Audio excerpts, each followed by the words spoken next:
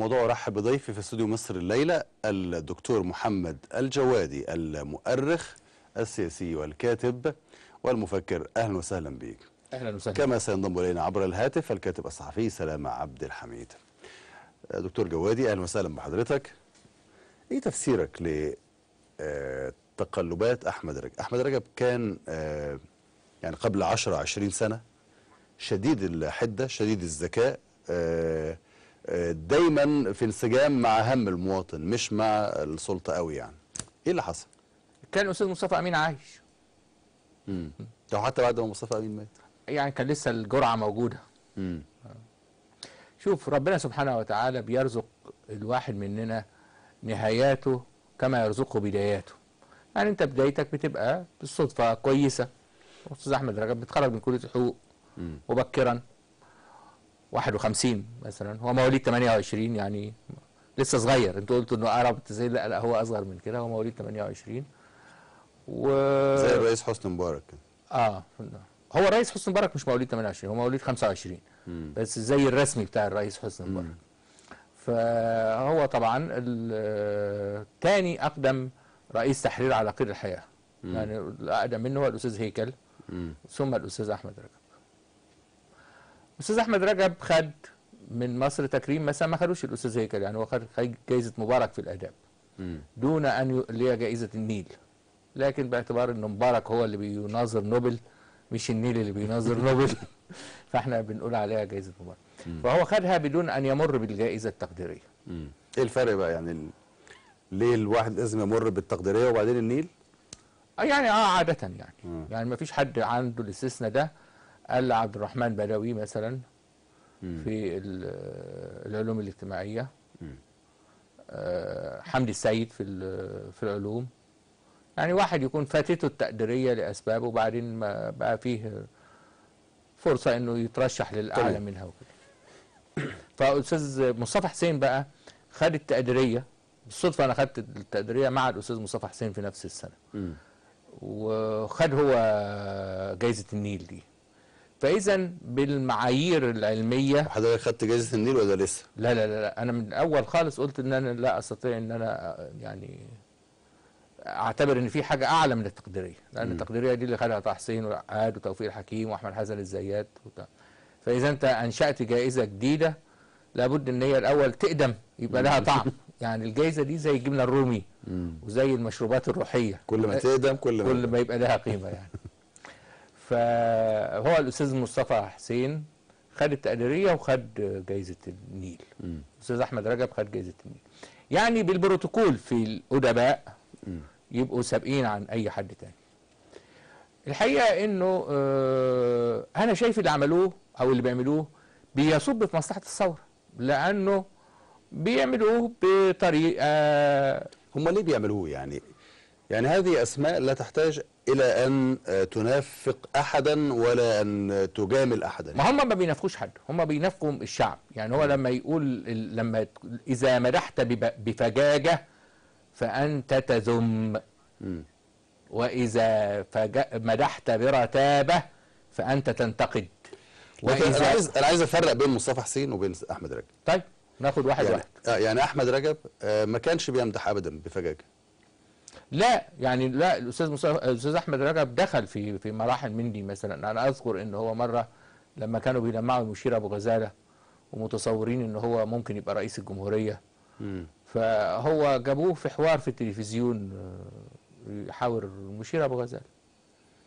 فسال المشير ابو غزاله عن اسئله تتسال مثلا قبل 67 ايام ما كان حكم العسكر بيصوروه ان هو اللي بينقذ كل حاجه. فقال له مثلا قضيه البضائع اللي بتتاخر في ميناء اسكندريه مثلا القوات المسلحه ما تتدخلش وبتاع وكده. بينما احنا كنا تجاوزنا المرحله دي من 67 خلاص. يعني الحوار مثلا اتعمل سنه 87 مثلا. فكان المفاجئ ليا انه الاسئله اللي كان بيسالها للمشير ابو غزاله كانت متاخره عن وقتها 20 سنه. ساعتها ايقنت انه مهما كان الكاتب مبدع الا ان فيه قوالب اللي بيسموها في الانجليزي الستيريوتايبنج. يعني هو خلاص ربط على شويه قوالب انه نخلي ده ينجز، ان عشان نلمع ده نخليه يروح يعمل تسعيره. اديك قصه بسيطه خالص بس اديني فيها دقيقه. معلش لان دي تفرق مع المواطن المصري دلوقتي. بعد ما خرجت المانيا من الحرب العالميه ومهزومه وي وي وي وي كان ثالث اجراء اقتصادي كبير عمله ايزنهاور وايرهارد انه الغاء ما نسميه احنا في مصر التسعيره الجبريه. فلغوها خلال اسابيع. كويس، يعني طلعت سنه 48.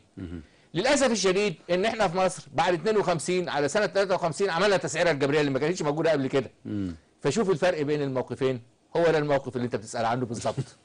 احنا معنا ايضا الكاتب سلامه عبد الحميد، الكاتب الصحفي. استاذ سلامه، اهلا وسهلا بيك. تفسيرك ايه ل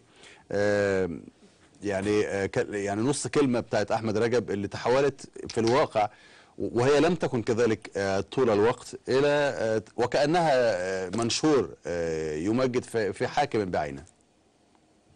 يعني للاسف الشديد احنا كنا بس متعامين عن تمجيد الاستاذ احمد رجب لمبارك في عهد مبارك. كان بيحصل الاستاذ احمد رجب كان واحد من المجموعه اللي بتتولى عن مبارك حاله من التنفيذ، زيه زي الاستاذ مصطفى بكري، زي الاستاذ عادل حموده، مجموعه اسامي كتير كان يبدو. طب ليه ما كملش؟ ليه في رايك ما كملش في الدور ده؟ ما هو خلاص دور واتقنه، اذا كان هذا الدور. ربما يختلف معك اخرون ويقولون ان هو كان كاتب حر ويكتب ما يراه خاطئا ولا يجامل حكاما. ليه ما استمرش في هذا الدور؟ مين قال ان هو ما كانش بيجامل؟ الاستاذ احمد رجب من امتى ما كانش بيجامل؟ للاسف الناس بس يعني اتوهمت بما صدره لها اعلام مبارك وصدقت ان الاستاذ احمد رجب كان كاتب حر وكان كاتب لا يجامل. بالعكس، يعني يعني امتى الاستاذ احمد رجب هاجم مبارك؟ امتى الاستاذ احمد رجب هاجم طنطاوي؟ ما حصلش ابدا يعني ولا مره. كان دايما يهاجم رؤساء الوزارات، دايما يهاجم وزراء، ولا مره هاجم الحاكم الحقيقي زي ما كان كل الصحفيين بيعملوا في العصر السابق. احنا للاسف هو ما كانش بيهاجمه بس ما كانش بيمدحه. احنا دلوقتي تحولنا من عدم الهجوم الى المدح المباشر. ده ما كانش بيحصل ايام مبارك. يا صديقي، كل الناس اللي كانت بتعارض مبارك يبدو انها تعارض مبارك اصبحت لها السيسي بوضوح شديد وبفجاجه شديده. كلهم الحقيقه يعني ما عادش فيه كثير من الرموز سقطت من نظر المصريين المعارضين للانقلاب تحديدا، لانهم اصبحوا الان مطايا للسيسي. كلهم الان يدافع عن السيسي، يؤيد السيسي، ينافق السيسي، يبرر للسيسي. يا سيدي احنا موافقين، يا سيدي احنا موافقين، بس السيسي يشتغل. هل السيسي يقدم لكم النموذج الصحيح للنجاح، للعدل، لرفع الظلم، لإعادة الحقوق لأصحابها؟ فين يا جماعة؟ يا جماعة كلمونا عن آلاف المعتقلين، كلمونا عن مئات الشهداء. ألا تعتقد سلام عبد الحميد انه ممكن يكون فيه نوع من الاستغلال لشخصين زي الاستاذ احمد رجب والاستاذ مصطفى حسين دون ان يشعروا، يعني من حيث تقديم معلومات معينه لهم، من حيث يعني اقناعهم باشياء او بشيء من هذا القبيل؟ انا ما اعرفش يعني، بس انا التحول بالنسبه لاحمد رجب تحول غريب، يعني يبدو غريب، يعني ما كانش بهذه الصوره. لابد ان نفرق في البدايه بين احمد رجب وبين مصطفى حسين. ما ينفعش ندخل الاثنين مع بعض سله واحده. مصطفى حسين طول عمره ينافق الحاكم ايا كان اسمه يعني، وهو رجل اعمال جديده وبوضوح بالظبط، وهو ليس مفكرا ليس كاتبا وليس صاحب رؤيه ولا راي. لكن احمد رجب يبدو انه يعني الشيخوخه اثرت على ارائه، يبدو انه مضلل لدرجه وصلت به حد ادمان النفاق. احنا يعني نشوف منه حاله غريبه جدا الحقيقه. اشكرك شكرا جزيلا سلام عبد الحميد الكاتب الصحفي. دكتور محمد الجوادي، هل مرت مصر بمثل هذه المراحل؟ مش عايز انا بقول في التاريخ يعني الحديث، بلاش في الحديث طبعا. هل مرت بهذه المراحل اللي هو تتحول النخبه التي ينبغي ان هي تقود المجتمع او توجهه او تبقى ضميره الى مجرد ارزقيه ويسبحون في فلك الحاكم؟ انا هقول لك كلمه واحده قالها توفيق الحكيم دفاعا عن زملاته. فحد قال له السؤال ده بالظبط كده، قال له لا، يعني انت ما تطلبش من الكتاب انهم يبقوا فدائيين. الكتاب ما خلقوش عشان يبقوا فدائيين، رغم ان توفيق الحكيم نفسه اتفصل من وظيفته سنه 38 بسبب المقال بتاعه عن احمد ماهر ومحمد محمود وفصل، ورغم انه ابن مستشار فصل من النيابه، فيعني حلوها بان ودوه الشؤون القانونيه في وزاره المعارف وكده. وكانت له آراء كتيرة لدفع ثمنها، لكن سئل بقى وهو كبير كده وعاقل وهو حكيم بقى كده فقال لهم لا، ما انت ما تطلبش من الناس انه يبقى فدائيين. لكن لكن ممكن نطلب منهم يسكتوا اذا ما كانش قادر يبقى فدائي، يسكت. طيب اذا كان هو شغله ان هو يكتب كل يوم لازم يسود الصفحات، يعني لازم يحط حبر اسود. طب ما اولا هو هل ينبغي ان يظل الكاتب يكتب وهو هو هنا بقى النظام، وهو قدرته قد تكون على الاستيعاب ما هو هنا بقى عشان كده عملوا السن الذهبي، سن المعاش، عشان كده عشان الجراح ما يبقاش ايده مهتزه ويعمل عمليات. مفيش في بريطانيا كلها جراح بيمارس جراحه بعد سن، وانت عارف طبعا، انت يعني عشت هناك وعارف مفيش حد جراح هناك بيمارس جراحه بعد سن ال 65 الا جراحين المصريين وبيمارسوها في مصر مش في بريطانيا. ومره مع حد منهم كبير قوي قوي قوي قوي قوي اكبر من مجدي يعقوب يعني، وكان اللي ما خدوش مجدي يعقوب وبعدين حب ان هو يعمل حاجه زي كده كان يسجن لانه في حدود. كذلك الكاتب، كذلك مدقق الحسابات، الاوديتور، المراجع الحسابات، وهكذا. فالسن ده الاحترام، لان ده حق من حقوق الانسان الا تظهره كالقرد. انت عارف طبعا الحكمه الصينيه الاعمار الاربعه للانسان، وان عمره والمده اللي بيبقى فيها يتحمل اثقال كالحمار، ثم المده الاخيره بيتحول الى القرد. انت عارف اللي هو الناس تسخر منه. فتلاقي واحد مثلا مولود سنه دلوقتي 98 مثلا وقاعد يسخر من واحد مولود سنه 28. يعني سنه 98 لما ولد اللي بيسخر الان من الاستاذ احمد رجب كان الاستاذ احمد رجب عنده 70 سنه.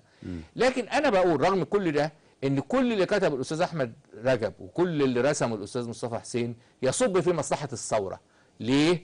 الثوره على الظلم وعلى الانقلاب. ليه؟ لانه بيبين ان دي حاجه مصنوعه بفجاجه وبفظاظه، وانه هم مش بيأيدوها بقلبهم. ولذلك انا بقول لحضرتك ان المديح الفج بهذه الطريقه هو نوع من انواع الذم، وهو نوع من اثبات حاله ان هم مضطرين تحت حكم وقهر العسكر والمدفع انهم ينافقوهم بهذه الطريقه والا ما يعيشوش. فاذا الشعب يثور اكتر عشان الناس اللي جاي عليهم الدور يبقوا في سن احمد رجب ومصطفى حسين ما يحصل لهمش اللي حصل لاحمد رجب ومصطفى حسين.